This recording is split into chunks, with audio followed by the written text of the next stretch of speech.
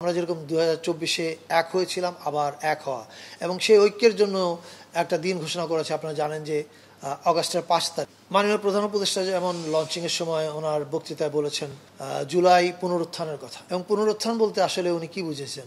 উনি বুঝিয়েছেন যে জুলাই আমাদের সবার মধ্যেই ছিল। জুলাই মাস এসে আমাদেরকে স্মরণ করিয়ে দিচ্ছে যে জুলাইকে আবার জাগিয়ে তুলতে হবে।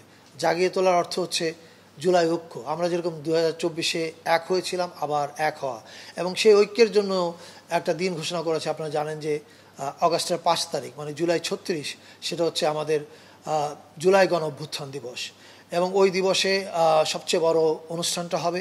এছাড়া আরেকটা বিশেষ দিবস ঘোষণা করা হয়েছে। আপনারা জানেন 16ই জুলাই, জুলাই শহীদ দিবস, যেদিন থেকে শহীদ হওয়া শুরু হলো আবু সাইদ, ওয়াসিম, শান্ত, ওমর ফারুক এবং এরা প্রত্যেকেই।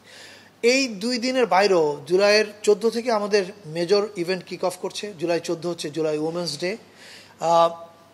এটা শুরু হচ্ছে ঢাকা ইউনিভার্সিটিতে, কিন্তু আমরা public university, private university, school, college, মাদ্রাসা সব জায়গাতে আমরা অনুষ্ঠানের আয়োজন করছি আমাদের উদ্যোগে। 18 তারিখ হচ্ছে প্রাইভেট ইউনিভার্সিটি রেজিস্ট্যান্স ডে, 21 তারিখ মাদ্রাসা রেজিস্ট্যান্স ডে।